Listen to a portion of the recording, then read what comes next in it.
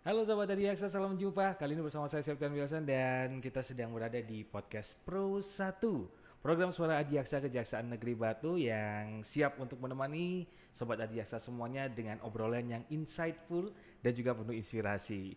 Dan program podcast Pro 1 ini akan selalu hadir dengan banyak obrolan menarik. Dan jadi jangan lupa untuk subscribe channel ini, kemudian like, komen, serta jangan lupa untuk nyalakan notifikasi lonceng agar setiap ada postingan terbaru dari program Podcast Pro 1 Anda bisa mendapatkan notifikasinya secara langsung. Dan tentunya berbicara kali ini kita kalau misalnya bicara tentang inovasi Sobat Adiaksa, Kejaksaan Negeri kan kita kenal sebagai institusi penegak hukum.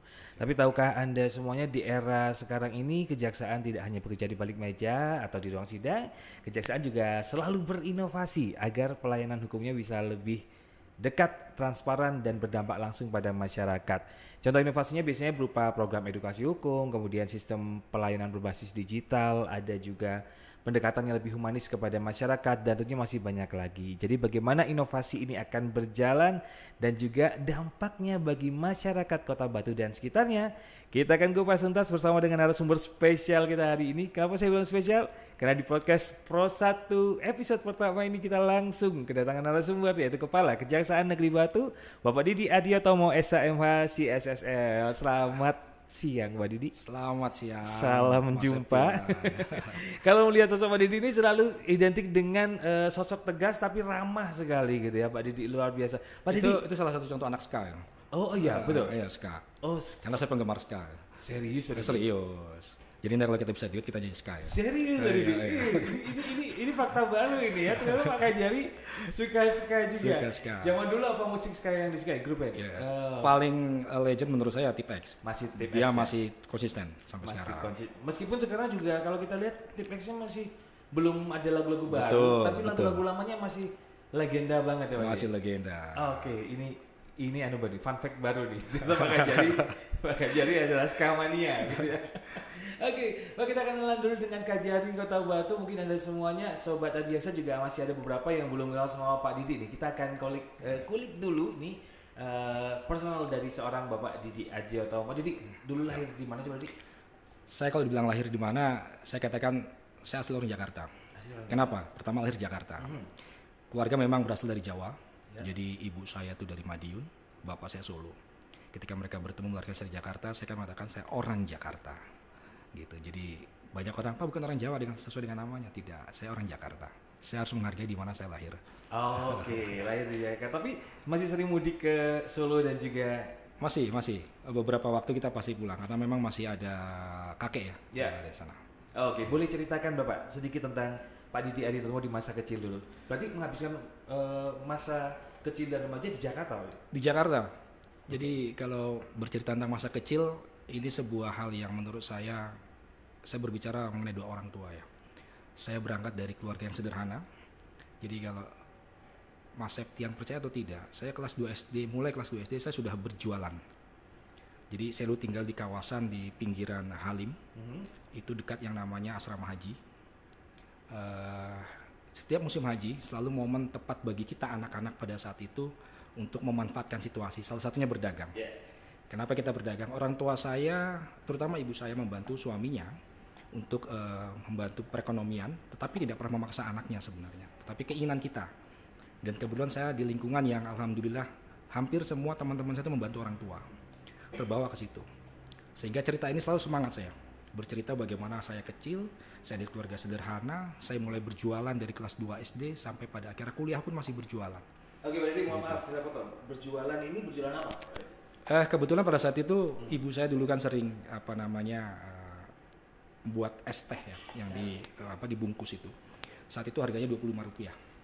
Jadi kalau momen haji itu saya bisa menjual satu dengan harga Rp100. Luar biasa kan? Tiga kali lipat, lumayan.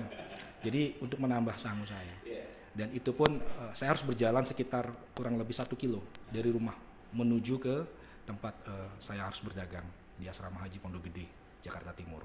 Oke, itu mulai dari kelas 2 sampai dengan di kelas saya sudah mulai stop untuk berjualan langsung itu di sekitar 1 SMP. Selebihnya saya membantu karena ibu saya berdagang pakaian Jadi saya membantu dagang pakaian ibu saya. Oke, ini pertanyaan klise tapi pasti banyak juga yang penasaran. Seorang Bapak Didi Adiatomo pada masa kecil punya cita-cita sebagai apa? Ini yang unik lagi. Cita-cita baru tergambar pada saat di SMA. Oke. Dua hal yang selalu saya inginkan pada saat itu, kalau tidak ke jurusan hukum pada saat itu atau ke politik, dua hal yang saya senangi. Oke, berarti SMA sudah punya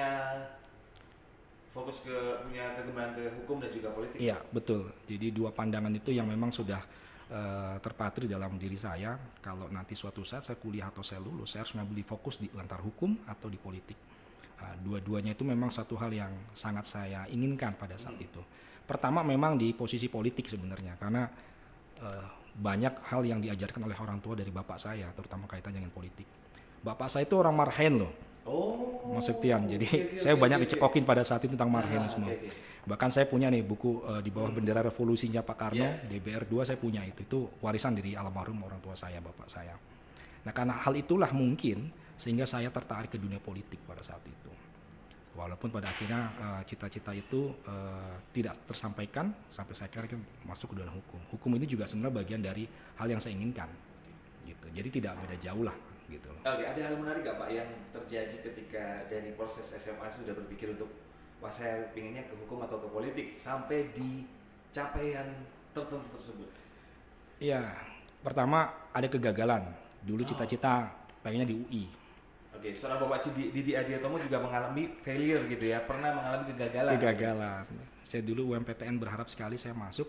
Salah satu ego saya yang jangan diikuti adalah dulu ketika ada kesempatan memilih di UI, kemudian pilihan kedua seharusnya bisa di universitas lain, di negeri lain, saya memilih dua-duanya UI.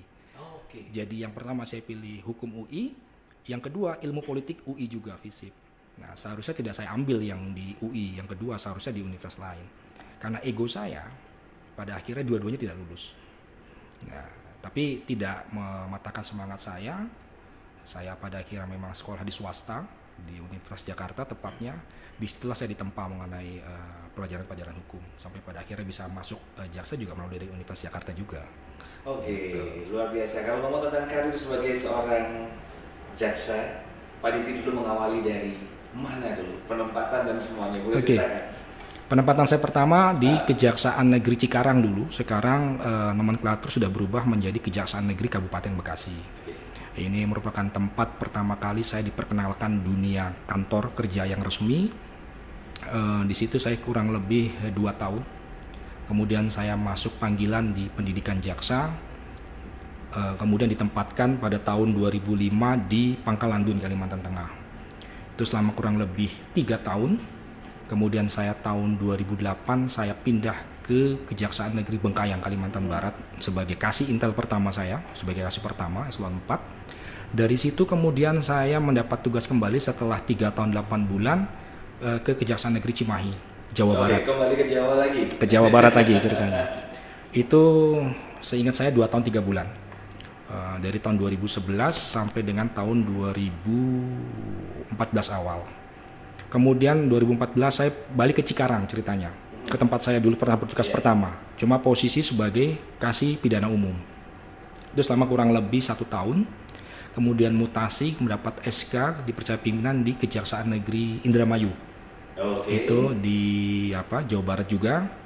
Cuma tidak berlangsung lama, hanya 1 bulan kemudian mendapat tugas dan kepercayaan lagi pimpinan untuk menjadi kasih intel di Surabaya tahun 2015. Jadi di Surabaya itu saya 1,5 tahun menjadi kasih intel, kemudian pindah lagi 1,5 tahun menjadi kasih pidum. Jadi dalam satu tempat di Kejaksaan Negeri Surabaya saya 2 tempat, 2 jabatan di situ dipercaya pimpinan. Setelah itu saya promosi eselon 3 menjadi koordinator di Kejaksaan Tinggi Gorontalo. Itu selama kurang lebih 2 tahun 7 bulan. Itu sampai dengan dari tahun 2019 sampai dengan tahun 2021. Di bulan Agustus saya mendapat SK untuk menjadi jabatan pertama saya sebagai Kajari promosi, yaitu di Kejaksaan Negeri Mempawah, Kalimantan Barat kembali. Jadi saya kembali lagi ke Kalimantan Barat. Kata orang kalau sudah minum air kapuas dia akan kembali. Betul. Dan saya kembali ke Kalimantan Barat sebagai Kajari pertama. Itu Kajari pertama berarti di Kalimantan? Kalimantan Barat, di Mempawah. Itu kurang lebih 79 kilo dari Pontianak. Kemudian setelah itu saya mendapatkan kepercayaan lagi, amanah dari pimpinan untuk bertugas di Kejaksaan Negeri Batu sampai dengan sekarang. Jadi kalau di Batu ini dari tahun 2023 di bulan November sampai dengan saat ini. Dan saya sangat senang di sini. Oke. Sangat senang di Batu Pak ya. Pak, ngomong tentang proses ketika masuk ke dunia kejaksaan gitu ya. Dulu pernah nggak sih berpikiran Pak ketika waduh kalau jadi jaksa ini konon katanya harus siap ditempatkan di mana saja keliling Indonesia gitu ya. Menarik pertanyaannya, Mas Septian. Karena saya pernah menolak. Oke. Iya. Ketika mau kemana nih Pak? Jadi gini, untuk ke level jaksa itu kan kita ditempatkan sebagai tata usaha dulu. Jadi untuk penempaan kita sebagai tata usaha untuk mempelajari administrasi. Pada saat itu kita hanya tinggal nunggu waktu panggilan untuk dipanggil, dites kesehatan, kemudian masuk pendidikan. Nah, di panggilan pertama saya menolak. Persis apa yang disampaikan Mas Septian, bahwa saya berpikir, waduh, saya sudah betah di sini. Saya nanti jauh dari orang tua pikiran pada saat itu karena belum nikah. Nanti pindah-pindah, repot segala macam. Udahlah, di Cikarang saja menurut saya sudah sangat jauh dari Jakarta pada saat itu. Karena jarak kalau kita naik motor 2 jam pada saat itu. Sempat saya penolak. Kemudian ada panggilan kedua. Nah, panggilan kedua ini diikuti dengan surat pernyataan mengundurkan diri atau diperiksa oleh bagian pengawasan. Nah, saya lebih takut diperiksa pengawasan pada saat itu. Karena ketakutan saya lah, ini pada saat itu ya, akhirnya terpaksa saya mengikuti panggilan itu. Nah, pada akhirnya ya sampai sekarang saya menjadi jaksa. Jadi ada keterpaksaan yang pada akhirnya menjadikan saya sebagai seorang jaksa. Oke, dari tadi ada sedikit penolakan di awal-awal gitu ya, ketika harus berpikir bahwa waduh kalau jadi jaksa harus keliling Indonesia, harus siap keluarkan di mana-mana. Ada poin asik nggak sih yang akhirnya ditemukan, ternyata keliling-keliling enak juga gitu. Apa poin asik yang? Iya, poin asiknya tentu bahwa ternyata Indonesia itu luas.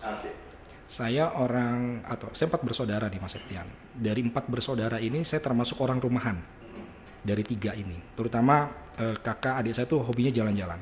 Saya orang rumahan yang bisa dikatakan kalau keluar rumah itu dalam waktu seminggu mungkin jarang. Gitu. Jadi ketika sekalinya keluar, kemudian saya mendapatkan satu pengalaman mengetahui Indonesia yang sedemikian rupa dengan keanekaragaman suku, bangsa, situasinya, daerahnya, itu menjadi saya, wah ternyata enak gitu loh. Ya walaupun pada akhirnya itu menjadi tugas yang memang harus kita lakukan. Jadi masalah enak tidak enak sebenarnya tergantung kita pada akhirnya. Ada sisi berat di awal. Karena pertama kali kita merantau ke daerah luar, terutama di luar Jawa itu merupakan satu berat bagi kita, satu hal yang berat. Cuma setelah kita nikmati, kita buat ikhlas, ternyata memang indah. Terutama alamnya Indonesia. Itu sangat saya akui. Oke, kalau Batu dianggap sebagai tempat bertugas yang nyaman, selain Batu, adakah tempat tugas yang berkesan sekali untuk Pak Didik selama berpindah berapa kali ini? Gorontalo. Gorontalo karena? Satu, ikannya. Saya merasakan ikan segar di sana. Terus wilayah pantai yang kita secara bebas bisa berkunjung tanpa harus membayar. Garis pantai yang sangat luar biasa. Kemudian di sana unik pantai dengan perbukitan yang indah. Gitu. Dan satu hal, pada saat itu fokus masuk di masa COVID ya. Jadi betul-betul kita bisa merasakan kearifan lokal itu pada saat saya di Gorontalo. Kita nggak bisa kemana-mana, kita mau pulang susah. Pada akhirnya kita secara tidak langsung, saya menjadi bagian keluarga besar di Gorontalo yang bagi mereka juga mungkin sulit melupakan, dan saya juga sulit melupakan mereka. Gitu. Pak Didi tadi menyampaikan bahwa sudah ada di Batu ini sejak 2023. 2023 ya? Iya. 2023 bulan November. Sempat menggantikan yang sebelumnya Pak Agus Rujito. Ya, sekarang Pak Asintel Pijati Jogja. Oke, Pak Agus Rujito. Dari 2023 sampai hari ini kesannya di Batu seperti apa sih Pak? Sebelum kita masuk ke program-program yang sudah digagas sama Kejaksaan Batu. Pertama, ketika saya masuk Batu sebenarnya dibilang impian, bukan impian. Tapi ketika hadir di sini menjadi sebuah kenyataan. Dulu waktu saya di Surabaya, kalau berlibur selalu ke Batu. Ya. Selalu berlibur ke Batu, kemudian kapan ya bisa tugas di sini? Pernah terpikirkan seperti itu. Kok enak, adem, pertama adem, nyaman. Dan bisa diyakini bahwa sekarang saya berat badan saya tambah loh. Menandakan saya senang di sini. Suasananya, yang jelas suasananya. Kadang kata orang kalau misalnya dingin makannya banyak Pak ya? Betul sekali. Jadi hanya itu yang bisa membuat suasana kita nyaman. Tapi kearifan masyarakat lokalnya, saya luar biasa di sini bisa belajar banyak, terutama mengenai tanaman apel. Oke. Dari kepemimpinan Pak Agus Susito ke Pak Didi ini ya, program-program apa sih yang sudah digagas oleh Kejaksaan yang mungkin Pak Didi meneruskan atau mungkin ada sesuatu yang baru selama ini? Jadi kata kunci yang saya bawa ke sini adalah inovasi itu tidak harus mahal. Itu pertama. Inovasi itu kan selama ini kita kenal identik dengan aplikasi, pembuatan sesuatu yang memerlukan biaya. Nah, saya mencoba bersama-sama dengan kasih-kasih saya yang ada di sini. Kebetulan Mas Septian, saya bersyukur punya kasih-kasih ini muda semua. Kasih-kasih ini di bawah usianya di bawah saya, sehingga kalau kita ajak lari, kita enak larinya. Nah, ketika saya memiliki ide, yuk kita buat inovasi. Tetapi inovasi ini satu tidak boleh mahal. Itu kata kunci yang saya ini kan. Kedua, inovasi tidak boleh menggerus inovasi-inovasi yang sudah dibuat oleh pemimpin sebelumnya.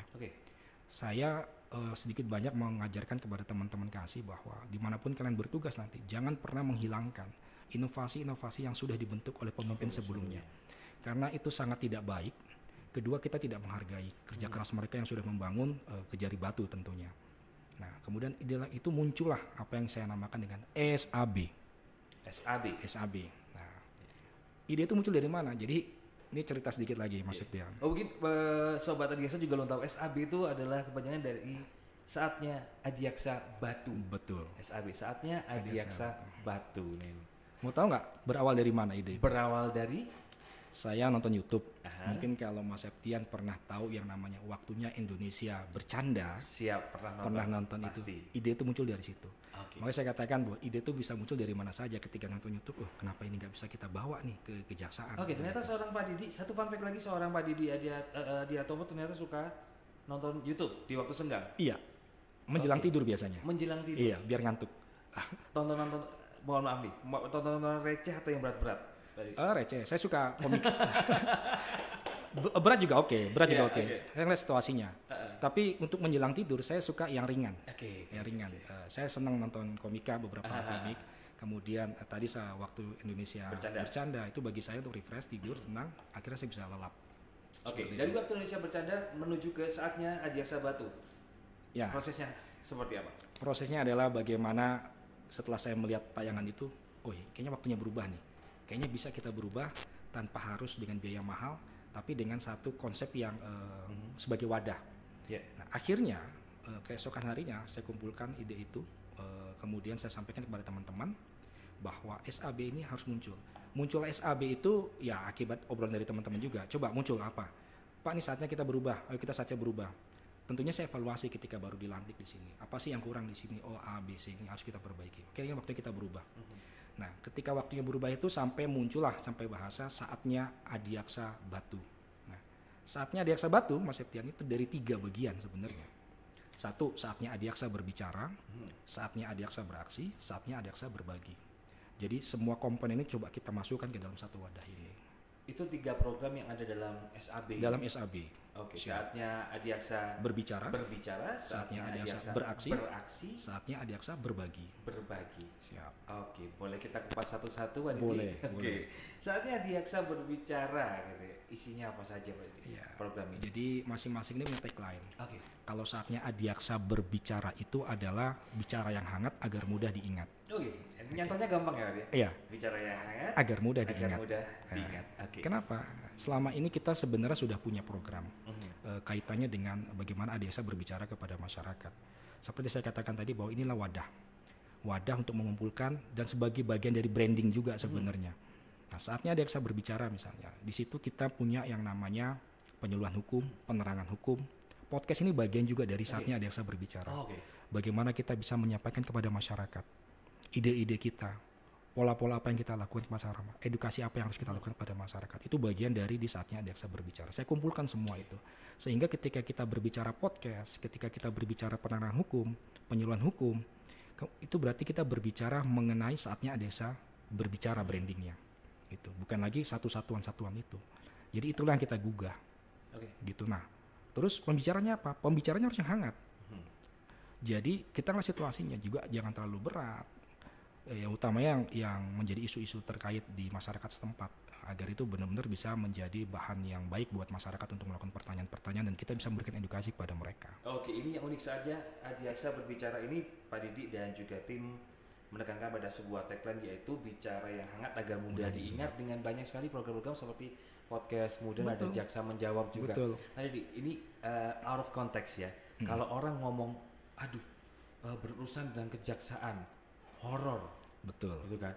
Mau aku gitu ya, urusan sama kejaksaan. Apakah ini sebuah bentuk branding untuk membranding Kejaksaan Negeri Batu kepada masyarakat bahwa kejaksaan nggak horor gitu loh? Iya, salah satunya itu. Jadi dalam beberapa kesempatan juga saya menekankan kepada teman-teman di Parakasi terutama bahwa pendekatan hukum sekarang kita ini berbeda.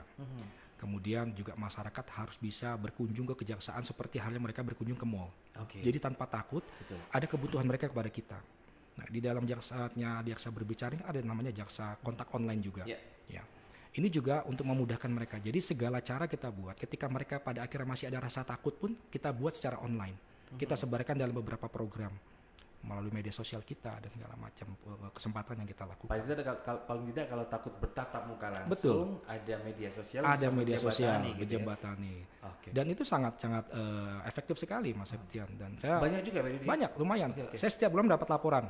Karena jaksa kontak online ini ada posisinya di bidang datun yang membidangi. Maka mereka tiap bulan laporan kok ke kita, ke saya. Ini yang menjadi analisa saya, apa sih yang paling banyak dilaporkan dari para masyarakat seperti itu. Itu menjadi nanti evaluasi kita dan kita membuat statistik permasalahan-permasalahan di masyarakat. Sejauh itu loh ya, sampai luar biasa sekali. Ya, itu perlu.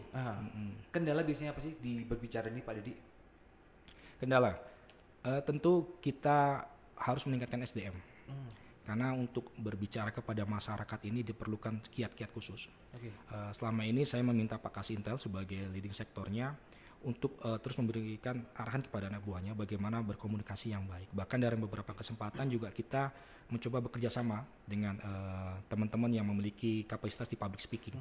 Jadi biar bagaimana pemberian materi itu menarik kepada masyarakat. Seperti tagline-nya harus mudah diingat dan hangat bicara itu. Harus hangat biar mudah diingat. Mudah diingat. Gitu. Jadi tidak boleh kaku, tidak boleh kita fokus misalnya bicara hukum terus secara kaku sehingga masyarakat takut berbicara mengenai hukum. Padahal hukum itu harus diedukasikan kepada masyarakat. Salah satu kata kunci di Intel adalah kenali hukum dan jauhi hukuman. Kenali hukum dan jauhi hukum. Ya, sehingga kita harus memperkenalkan dunia hukum kepada masyarakat. Jadi ini semacam usaha dari Pak Dedi juga tim untuk kita membuat sebuah edukasi hukum nggak lagi horor bagi masyarakat. Gitu ya. Betul. Ada juga misalnya datang nih kejaksaan dan tim sosialisasi kemana gitu ya. Orang dengan hangat bisa menyambut itu juga gitu ya. Enggak, kejaksaan mau sosialisasi, pada takut semua. Pada kerasa horor semua. Juga sama kejaksaan nih gitu. Jadi ini salah satu upaya untuk itu. Salah satu upaya. Respon masyarakat gimana Pak Di? Sangat luar biasa menurut saya, terutama ketika kita pindah ya dari tempat kantor sementara yang ada di Bukit Berbunga terus ke Jalan Sultan Agung ini, kita juga menyajikan suasana yang menurut saya sangat friendly ya buat pengunjung. Dari mulai PTSP mungkin Mas Septian bisa lihat, terus kita juga punya layanan konsultasi hukum. Terus suasana interior kita buat memang agak mudah bisa diterima, tidak seram. Mungkin kalau Mas Septian tahu ada motor di bawah tuh, pajangan, nah itu bagian dari daya tarik yang kita buat. Motor siapa itu Pak? Motor siapa itu coba? Itu bentuk kecintaan saya loh. Unik sekali loh. Itu hobinya Pak Dedi juga atau gimana? Saya suka motor klasik, tetapi tidak pernah ikut klub ya. Tapi suka saja. Motor di bawah itu masih bisa pakai nggak sih? Oh bisa banget, nanti coba di bawah. Coba ya. Bukan cuma pajangannya Pak. Kunci saya bawa terus di sini, karena setiap 2 hari saya panasi. Karena saya buat keliling. Kalau Sobat Adiaksa penasaran langsung main aja karena saya yakin kantor Kejaksaan Negeri Batu juga terbuka untuk umum ya. Terbuka untuk umum, sangat. Karena kalau Anda mengikuti berita untuk kantor Kejaksaan Batu yang baru ini juga sudah banyak fasilitas yang memang sudah disiapkan untuk masyarakat. Betul. Punya ruang podcast, kemudian apa lagi Pak Di? Kita ada ruang podcast. Pertama ya, saya dari bawah dulu ya. Kita suasananya sudah nyaman di PTSP. Masyarakat bisa dengan mudah dan sejuk dengan nomor antrian yang sudah digital. Jadi tidak harus berebutan untuk mendapatkan layanan. Kemudian di seputaran PTSP itu kita punya layanan tilang di situ. Walaupun layanan tilang kita itu juga sudah kita sajikan di mall pelayanan publik. Jadi kita ada 2 ya, ada 2 pelayanan. Kenapa masih kita pertahankan yang di sini? Karena kita masih menghargai masyarakat yang belum mengetahui adanya posisi MPP. Jadi kita harus ambil semuanya. Kemudian di sebelahnya tuh ada konsultasi hukum, siapapun bisa di situ dan itu sudah banyak dimanfaatkan. Kemudian di sebelahnya ada unit kesehatan masyarakat. unit kesehatan kantor. Itu kita bentuk juga untuk memberikan kemudahan. Kebetulan kita punya satu anggota Mas Septian itu yang jurusan sarjana keperawatan. Dia kita tunjuk atau saya tunjuk sebagai kepala unit di situ. Kemudian kalau kita beralih ke bagian atas di lantai 3, tepatnya hari ini, sekarang ini kita ada podcast. Ini bagian podcast dari room, ya? podcast room yang saya pertahankan. Ini kalau boleh sedikit saya cerita, dibentuk oleh zaman kajarinya Pak Supriyanto. Ya. Sudah ada dulu, Pak? Sudah ada dulu di kantor kita yang lama sebelum dibangun di sini. Jadi ketika saya melakukan inventarisir, saya bilang podcast harus ada. Saya menghargai kerja keras pimpinan-pimpinan sebelumnya. Harus ada, tidak boleh dihilangkan. Kalau sudah terlanjur hilang, kalau kita masih punya ruang, kita bikinkan. Nah, ketika ini kemarin diprogramkan, saya meminta harus ada ruangan ini. Karena ini sangat menarik sebagai informasi kepada masyarakat. Berarti kemarin ketika di kantor Bukit Berbunga juga ada ruang podcastnya ya, Pak? Ada, tetap kita pertahankan. Saya masih minta dipertahankan walaupun di kantor sementara, walaupun tempatnya lebih kecil pada saat itu karena sementara. Karena bagi saya tidak ada lebih baik ketika kita menghargai kinerja orang lain. Suatu saat kita akan dihargai nantinya. Itu satu. Kemudian kita bergeser lagi nih di ruangan podcast. Saya punya sport gym center. Saya sudah nonton di sebelah ya. Jadi itu berawal ketika muncul keresahan nih, muncul keresahan pada saat kemarin ini dibangun. Saya bertanya, ada nggak ruang space yang tidak terpakai? Muncullah di situ. Kemudian saya melihat anggota saya ini kan banyak perantau juga, Mas Septian. Jadi daripada keluyuran kemana-mana olahraga nggak jelas, udah di sini aja. Dan kebetulan pencinta-pencinta gym tuh banyak sekali. Nah, salah satunya kalau di Eselon 4 ada Pak Kasidatun. Itu memang bodybuilder banget. Kemudian ada, saya punya anggota namanya Dedi, itu memang beberapa kali ikut kejuaraan dan dia pernah juara. Kemarin bahkan ke Jogja saya berikan izin untuk ikut kejuaraan itu. Nah, jadi dua orang inilah yang menjadi mentor bagi teman-teman semua di sini yang mau mengembangkan badannya. Kalau saya cukup suspek aja, cukup one pack, bukan suspek, one pack aja cukup. Gitu. Setidaknya memberikan satu semangat olahraga bagi teman-teman di sini lah, memanfaatkan ruang yang ada. Tapi saya boleh kasih kredit juga nih untuk Kejaksaan Negeri Batu karena yang disampaikan Pak Didi tadi saya juga bisa mengalami langsung sebagai masyarakat umum karena dari awal kita masuk itu pelayanan dari pihak keamanan juga luar biasa sekali, ramah sekali. Kita diantar, jadi turun dari mobil kita diantar mau kemana, diarahkan ke PTSP. Betul. Itu sudah sebuah branding yang luar biasa Pak Didi. Menurut kami sebagai masyarakat umum kayak di bank ya. Betul. Gitu. Kayak di bank swasta nih ya, kayak pelayanannya kayak luar biasa nih. Dari awal kita masuk gerbang, di mobil kita diantar menuju PTSP dan seterusnya. Itu kayak sebuah, dari PTSP pun resepsionis mengantarkan kita kemana tujuan kita itu kredit sekali untuk tersampaikan ya. Tersampaikan. Jadi saya sebagai masyarakat umum tersampaikan sekali. Jadi gini Mas Septian, ini bukan komitmen saya, tapi komitmen bersama. Saya sebagai leader hanya menggerakkan mereka, ternyata mereka juga mau berubah. Semua ini butuh perubahan, butuh perbaikan termasuk saya. Jadi ketika kita dari awal saya di kantor Bukit Berbunga sampai dengan di Jalan Sultan Agung, kita sudah mencoba satu komitmen bersama, yuk kalau kita mau berubah, kita rubah dari diri kita dulu. Saya bilang, kalau kita mau dihargai masyarakat mau melihat kita dari kita. Dari sisi yang mudah, pelayanan umum saja. Jadi kita tidak berbicara pelayanan hukum dulu, umum saja. Bagaimana masyarakat akan menghargai kita ketika kita antar dari depan gerbang masuk ke tempat kita, kemudian kita arahkan. Itu sangat luar biasa dan itu betul-betul saya kumpulkan pada saat itu. Saya kumpulkan, yuk sama-sama mau berubah nggak? Mau. Oke, kalau mau berubah, saya mau berubah, kalian juga seharusnya mau berubah. Sampai saya berpikir gini, kalau kalian nggak mau berubah nggak apa-apa, nanti setelah saya pindah dari sini nggak apa-apa, mau berubah lagi. Tapi saat ini berubah dulu, ikutin saya. Gitu. Kenapa? Karena pelayanan masyarakat itu yang utama bagi saya. Nanti kalau sudah masyarakat itu senang berkunjung ke kejaksaan, maka kita akan memiliki hati di masyarakat. Saya katakan demikian. Baru nanti kita berbicara hukum. Kalau hukum itu berbicara hal yang lain, tetapi setidaknya masyarakat sudah memiliki satu hal yang terpatri dalam hati masyarakat bahwa kejaksaan sudah berubah nih. Gitu. Terutama Kejaksaan Negeri Batu. Kejaksaan Negeri Batu nggak horor. Nggak horor, itu yang utama. Image seperti itu yang sudah bisa nyantol dulu terlebih ke masyarakat. Pak Didi, dari saatnya Adiaksa berbicara, kita beralih ke program selanjutnya. Saatnya Adiaksa beraksi. Nah, ini juga beraksi. Kayak gimana gitu beraksi kan gitu. Apa ini? Aksi kita banyak kan. Aksi kita banyak karena kita sesuaikan dengan tupoksi kita tentunya. Kejaksaan itu kan punya beberapa tupoksi di bidang intelijen misalnya, kemudian kita di penegakan hukum, di bidang pidana umum, kita juga ada di perdata dan tata negara, kita ada di pemulihan keuangan negara. Jadi banyak tupoksi yang kita rangkum ke dalam aksi nyata kita. Sesuai dengan tagline-nya, aksi kami nyata bukan retorika. Tagline-nya adalah aksi kami nyata bukan retorika. Oke. Jadi kenapa kita pakai bahasa retorika? Saya ini paling benci, nah ini bahasanya paling benci ketika melakukan aksi itu hanya ingin dipuji orang. Oke. Itu dari diri pribadi dulu itu muncul. Okay. Saya nggak suka. Saya lebih suka menggunakan aksi saya, mau dipuji atau orang mau melihat atau tidak, saya tidak peduli. Yang penting saya bisa berbuat untuk orang lain. Okay. Itu jadi sumbernya dari situ latar belakangnya, sehingga kita aplikasikan ke dalam kegiatan kita. Aksi kita nyata, bukan retorika. Itu banyak Mas Septian. Kita ada yang namanya jaksa masuk sekolah, itu bagian dari aksi kita, menjadi rutinitas kita. Kemudian, boleh saya potong dulu di jaksa masuk sekolah? Respon nih. Iya. Kembali ke pembahasan awal, respon nih. Mbak Didi, gimana? Kalau misalnya jaksa ke masyarakat saya sudah biasa ya, jaksa masuk sekolah nih. Iya. Karena memang ini arahan dari pusat bahwa untuk mengenalkan hukum itu harus dengan usia dini. Gitu. Sedini apa, Didi? Tingkatan kita di SMP. Dari SMP. Okay, siap.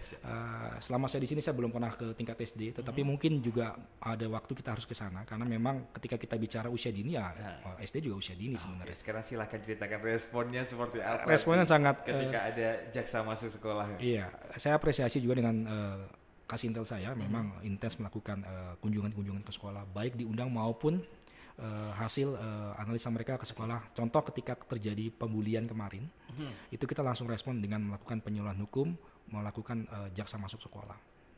Responnya sangat luar biasa, mereka banyak ingin tahu tentunya. Jadi Mas Septian kalau berbicara integrated criminal justice system, dari mulai penyidikan, penuntutan sampai putusan, itu banyak kok masyarakat juga atau anak-anak teman-teman sekolah kita, adik-adik kita itu banyak belum mengetahui tugas dan fungsi dari kejaksaan. Maka ketika kita masuk ke jaksa masuk sekolah, yang utama kita memperkenalkan dulu. Apa sih kejaksaan? Tugas utamanya apa? Tugas lainnya apa? Sehingga ketika mereka tahu, mereka akan terbangun, oh ternyata memang kejaksaan tuh memiliki tugas yang sangat luas sebenarnya gitu. Apalagi sekarang hototnya lagi penanganan korupsi kan, yang lagi tinggi, sehingga mereka juga akhirnya lebih antusias menurut saya ketimbang sebelum kasus-kasus yang besar diungkap oleh pimpinan di pusat. Gitu. Oke, anak-anak banyak sekali yang penasaran Mas. Betul. Penasaran. Oke. Selanjutnya selain jaksa masuk sekolah di program saatnya kita beraksi ini punya juga yang namanya Arjuna. Jadi memang singkatan-singkatan ini dibuat oleh pejabat sebelumnya. Seperti saya katakan bahwa saya membranding. Membranding kegiatan-kegiatan atau inovasi yang sudah ada. Arjuna ini semacam antar tujuan tanpa biaya. Jadi kita program ini sebenarnya sama seperti saya tugas waktu di Kajari Mempawah. Cuma karena branding nama dari pengembalinya berbeda, maka kita sesuaikan dengan di sini. Tapi tetap itu masuk ke dalam saatnya ada saya beraksi.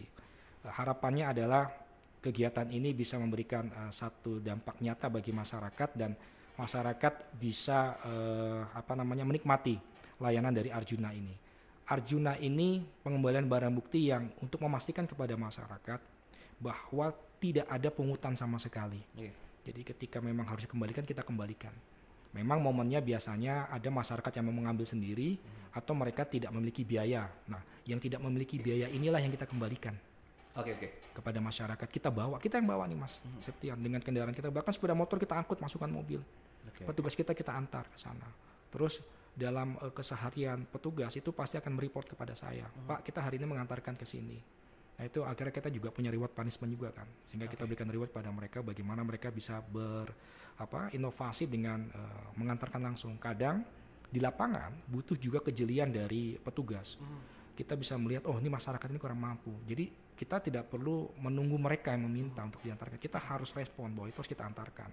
Itu perlu dari internal kita juga harus kita dorong seperti itu. Nah, Arjuna ini mewadahi itu semua. Kalau ngomong tentang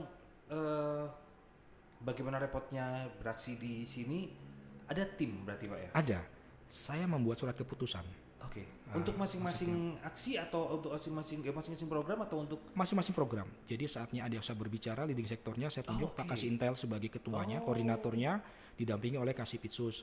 Kemudian di saatnya Adiaksa beraksi itu Kasih BB dengan Kasih Datun. Berbagi itu, saatnya Adiaksa beraksi itu Kasih Datun dengan Pak Kasubagpin. Kemudian juga di saatnya Adiaksa berbagi, kami bagi juga. Jadi masing-masing itu ada 2. Karena kami punya 6 kasih. Sebagai koordinator, jadi masing-masing 2 membawahi masing-masing itu. Jadi ada tanggung jawab. Karena Contoh di tahun 2024 kami sudah buat bukukan hasil kegiatan saatnya Adiaksa Batu ini, kami laporkan kepada pimpinan. Jadi ketika kita sudah gulirkan ini, kita harus bertanggung jawab. Kita sampaikan kepada pimpinan sampai sejauh mana, gitu. Karena memang harus ada endingnya. Kalau evaluasi kita adalah ketika SHB ini hadir, terus menurunkan kinerja kita, maka kita gagal. Tapi kalau ini bisa meningkatkan, maka kita berhasil. Artinya ada respon, ada hal yang memang menjadi menarik ketika SHB ini digulirkan. Itu maksud saya. Jadi laporan itu bagian dari evaluasi kita, sehingga masing-masing saatnya Adiaksa berbicara ada penanggung jawab, beraksi ada penanggung jawab, berbagi juga ada penanggung jawab. Hari ini, jadi sekalian saya informasikan, kita juga hari ini mengantarkan beberapa paket sembako, ini bagian dari saatnya Adiaksa berbagi. Gitu. Jadi salah satu hal yang bulan yang menarik di Ramadan ini kita manfaatkan dengan saatnya Adiaksa berbagi. Demikian. Di saatnya Adiaksa beraksi ada restoratif justice ini salah satunya hal yang seru sekali untuk dibahas, karena kalau Anda sering melihat sobat Adiaksa sering melihat tren banget nih, semakin tahun restoratif justice semakin tren gitu, karena ini sebuah upaya lah ya, bagaimana kayak kita sebagai warga negara Indonesia, kekeluargaan dan semuanya itu masih menjadi sebuah pilar yang kita junjung tinggi, sehingga ketika ada sebuah kasus hukum boleh digabungkan dengan prinsip kekeluargaan tersebut. Restoratif justice di Batu seperti apa sih, Bodi? Ya, restoratif justice di Batu ini menurut saya sudah sangat luar biasa. Respon masyarakat bagus banget. Bagus. Jadi saya melihatnya gini, Mas Septian. Perkara di Batu ini termasuk perkara yang sedikit. Ya, dia dari beberapa kabupaten yang ada di Jawa Timur atau kota. Kita ini kalau rata-rata saya ratakan, saya masuk saja itu hanya 10 perkara sebulan. 10 perkara sebulan? Ya, saya masuk memang ada beberapa kenaikan, terutama dari narkotika. Itu ya kisaran 15 sebulan. Dari 15 sebulan ini, apakah ada yang di restoratif justice atau penyelesaian di luar pengadilan dengan keadilan restoratif? Ada. Responnya luar biasa. Tetapi Mas Septian, perlu kami jelaskan juga sesuai dengan peraturan Jaksa Agung nomor 15 tahun 2020 bahwa penyelesaian perkara dengan keadilan restoratif ini juga ada batasan. Tidak semua perkara. Jadi ini juga penjelasan kepada masyarakat. Jadi jangan ujuk-ujuk ini harus bisa di-RJ, tidak. Terutama untuk kasus-kasus yang ada korbannya. Tingkat pertama yang harus dilakukan adalah persetujuan dari korban. Karena kita sebagai penuntut umum ini melakukan tindakan penuntutan mewakili negara atas nama masyarakat yang menginginkan keadilan atau yang melaporkan. Nah, ketika respon itu dapat dari korban, baru kita bawa kepada tersangka. Nah, responnya dikatakan bagus, kenapa? Karena inilah contoh yang ada korban ini. Esensi dari restoratif justice adalah mengembalikan harmonisasi keadaan seperti semula sebelum adanya kejadian, terutama perkara-perkara yang kaitannya dengan perkelahian. Bayangkan ketika ego muncul masing-masing, udah saya laporkan dia gimana cara penjara. Ketika dia keluar dari penjara, apakah akan menyelesaikan masalah kembali? Bisa-bisa mohon maaf, yang tadinya berkelahi bisa-bisa nanti lebih parah lagi karena dendam. Karena saya sudah dipenjara sama dia harus dibalas. Ya mohon maaf, dia harus mati misalnya. Nauzubillah, jangan sampai. Seperti itu. Nah, tapi dengan kita mengembalikan harmonisasi seperti keadaan sebelum kejadian itu, ini kan lebih permanen. Itu yang kita harapkan. Tentunya tadi saya katakan ada batasan-batasan. Kalau di kita berdasarkan Perja 15/2020 itu ada beberapa batasan. Contoh baru pertama kali melakukan tindak pidana, tidak boleh orang residif, kita ini kan nggak bisa. Sekalipun perkara yang tidak terlalu berat, tapi karena sudah residif tidak bisa. Itu menjadi pengecualian. Kedua, kalau untuk kasus-kasus pencurian yang nilainya di bawah 2.500.000 ke bawah, atau jika di atas itu, atas kesepakatan dan kita melihat kasuistisnya seperti apa. Karena ternyata mudaratnya untuk didamaikan lebih baik daripada ini teruskan, misalnya seperti itu. Jadi ada beberapa faktor yang memang harus dilalui. Kenapa? Sebagai batasan kita, Mas Septian. Biar jaksa ini juga nggak semena-mena. Biar jaksa ini juga tidak keluar dari jalurnya. Kalau tidak dibuat peraturan seperti ini, mohon maaf, nanti akan muncul jaksa-jaksa yang sistemnya adalah transaksional. Tujuannya ke arah sana, sehingga dibatasi seperti itu. Makanya RJ ini menarik, walaupun awalnya kaitannya dengan over kapasitas di LP, tapi menjadi hal yang menarik, dan bahkan di rancangan undang-undang KUHP yang baru, ini sudah menjadi undang-undang khusus. Gitu. Jadi dari mulai tingkat penyidikan, penuntutan sampai pengadilan, RJ itu nanti harus ada. Biasanya kalau menurut Pak Didi sendiri, kendala apa sih yang dihadapi ketika kita pengennya RJ nih gitu ya? Kendala yang paling sering dihadapi? Kendala yang dihadapi adalah saya berbicaranya ego ya dari korban. Tapi kita tidak bisa menyalahkan. Itu susah. Karena gini, kita juga tidak tahu ketika kita memposisikan diri kita sebagai korban. Kita bisa saja ego kita muncul pada saat itu. Tetapi setidaknya kita sudah berupaya memberikan yang terbaik bagi masyarakat. Sepanjang Pak Didi menjabat di Batu ini, berapa persen Pak Didi dari pengajuan RJ yang akhirnya lolos gitu? Alhamdulillah semua diterima. Bahkan hari ini tadi sebelum kita acara ini, saya baru expose mengenai RJ 1 RJ yang disetujui oleh pimpinan dan diterima tanpa penolakan. Mas saya bersyukur. Total sudah saya melakukan selama saya di sini ada 8 RJ. Itu semua diterima, tidak ada yang ditolak. Kendalanya tadi nggak dihadapi nggak Pak Didi, kayak misalnya rasa berat dari korban dan semuanya gitu? Itu proses. Jadi proses kejaksaan, mohon maaf saya potong lagi. Kejaksaan andil nggak Pak dalam hal seperti itu? Maksudnya memberikan. Kita punya jaksa fasilitator, Mas Septian. Jadi kita memberikan gambaran baik kepada tersangka maupun kepada korban. Karena penyampaian yang benar itu memang kita perlukan gitu. Betul, itu sangat diperlukan sekali. Kadang menjadi kendala adalah ketika batin kita sebagai jaksa menginginkan perkara itu adalah selesai secara di luar pengadilan, korban juga menginginkan, tersangka juga menginginkan, tetapi di peraturan kita itu tidak memenuhi, itu menjadi kendala. Tetapi kita menghormati itu karena pimpinan sudah memberikan arahan seperti itu, kita harus ikuti. Jadi kendala itu hanya 2 itu sebenarnya. Nah, yang paling sulitnya adalah ketika kita menghadapi satu situasi, wah itu didamaikan, pasti ada sesuatu. Nah itu menjadi sulit bagi kita. Tetapi saya katakan kepada teman-teman, nggak usah dipikirkan. Untuk menuju kebaikan selalu ada proses. Nah salah satu proses tantangan ini adalah bagaimana respon masyarakat yang mungkin belum bisa melihat perubahan itu secara nyata, saya bilang. Oke, luar biasa sekali. Ada beberapa program lagi di Beraksi ini seperti Simpatisan Batu ya? Iya, ada banyak di situ. Ada Simpatisan Batu, kita ada nama si Joni Baret, ada banyak. Ada sewa. Apakah itu? Apakah itu? Itu senam wisata. Itu salah satu. Kalau itu inovasi baru di sini. Dan unik kan? Nah, jadi itu muncul ketika kita atau saya atau teman-teman yang merantau terutama ini melihat bahwa kita punya potensi wisata. Nah, berdasarkan beberapa kali pertemuan dengan wali kota, dengan rekan-rekan dinas yang lain, melihat bahwa salah satu potensi wisata ini yang mendongkrak ekonomi. Nah, akhirnya kita bekerja sama dengan beberapa tempat wisata, kita melaksanakan senam yang rutin yang kita lakukan, tapi di tempat wisata sebagai bagian dari media promosi. Kita mempromosikan, kita ikut mempromosikan. Anggota senamnya siapa Pak? Ya semua. Semuanya wajib ikut. Wajib ikut. Maka kita sudah pernah senam di Museum Angkut, kita pernah senam di Selekta, di Jatim Park. Enggak. Kita memfokuskan kepada anggota kita di sini. Jadi ada kewajiban kita ketika kita senam wisata, kita bersedia untuk mempromosikan ini kepada masyarakat luas. Luar biasa. Yang terakhir adalah saatnya Adiaksa berbagi itu bagian dari bentuk nilai-nilai sosial yang harus kita wujudkan di Adiaksa Batu tentunya. Ini kita menjadi bagian dari 2. Ada donat namanya. Donat ini donasi Adiaksa yang sifatnya tentatif ketika diperlukan suatu waktu, dan baku rasa. Bantuan keluarga prasejahtera. Nah, contoh di bulan Ramadan ini kita melakukan kegiatan baku rasa di 50. Dari mana 50 itu? Setelah kita melakukan koordinasi dengan dinas sosial. Ternyata di Kota Batu ini kan berubah-ubah terus. 3 bulan terakhir ini terdapat 50 yang bagian dari keluarga tidak mampu atau prasejahtera.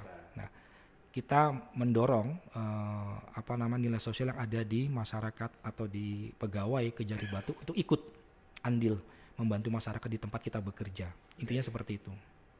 Oke.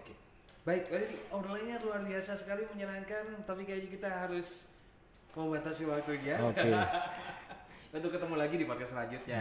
Baik. Tapi sebelumnya boleh sedikit ceritakan kesan hadir di podcast Pro 1 pertama kita ini. Iya, luar biasa. Ini hal yang saya tunggu-tunggu sebenarnya. Dan kesempatan ini baru bisa ada. Dan saya berharap bahwa kegiatan program Suara Adiaksa Kejari Batu ini bisa menjadi media yang sangat baik untuk penyampaian kepada masyarakat, tentunya edukasi. Bagaimana kita bisa memberikan edukasi mengenai hukum yang harus ditegakkan, hukum yang harus dihindari, hukum yang harus diketahui yang utama. Karena bagi saya untuk menghindari hukum diketahui lebih dahulu. Tanpa itu kita tidak bisa. Makanya mudah-mudahan ini menjadi media yang sangat baik bagi masyarakat untuk memberikan informasi. Oke, siapa tahu kita bisa podcast di luar juga ya. Oh, tentunya. Oke, dengan Pak Didi dan juga Tentunya. masyarakat itu ya. Bahkan saya menginginkan kegiatan kita ini tidak di tempat yang formal seperti ini. Bisa nanti di TKP kita di mana gitu. Oke, saya tunggu Pak Didi ya. Oke, boleh pesan juga untuk Sobat Adiaksa yang menyaksikan podcast ini? Ya, buat Sobat Adiaksa, terima kasih sudah mendengarkan program kali ini. Program ini mudah-mudahan bisa bermanfaat bagi teman-teman semua, yang utamanya bagi masyarakat Kota Batu, karena kita berada di Kota Batu. Dan tentunya doakan kami Kejaksaan pertama bisa berubah lebih baik lagi, ya itu yang utama. Kedua, bisa memberikan rasa nyaman dan aman menjadi bagian dari pembangunan di Kota Batu yang kita cintai ini. Terima kasih. Oke, terima kasih Pak Didi, dan tentunya saya ucapkan terima kasih yang luar biasa untuk Kepala Kejaksaan Negeri Batu Bapak Didi Adiotomo SH.M. CSSL, yang tentunya di tengah kesibukan beliau berkenan hadir untuk memberikan insight yang luar biasa selama beberapa menit ini, dan tentunya sehat selalu Pak Didi dan Amin. tetap menginspirasi. Amin. Insya Allah. Juga terima kasih untuk Sobat Adiaksa semuanya yang telah menyaksikan podcast Pro 1 hari ini. Nantikan podcast Pro 1 selanjutnya, dan jangan lupa sebelum kita berpisah untuk subscribe channel ini, berikan like, komen, dan nyalakan lonceng notifikasinya agar Anda selalu bisa terkonek dengan podcast Pro 1 episode selanjutnya. Saya Septian Wilson, terima kasih. Sampai jumpa di podcast Pro 1 berikutnya.